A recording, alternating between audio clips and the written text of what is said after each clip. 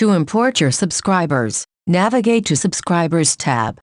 Choose a list to import your subscriber data. Now click Import Subscribers button. It will take you to Subscriber Import window. Make sure that the file you are importing meets certain requirements and formatting. To upload a file, drag and drop it into the specified area, or click in the specified area and select a file from your computer. Check the box to confirm that all subscribers gave you permission to be added to your mailing list. Click Submit File button. Map your subscriber data to the columns in your subscriber list, and click Import.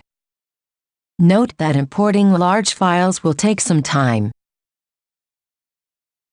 That's it. Subscribers have been uploaded to your list.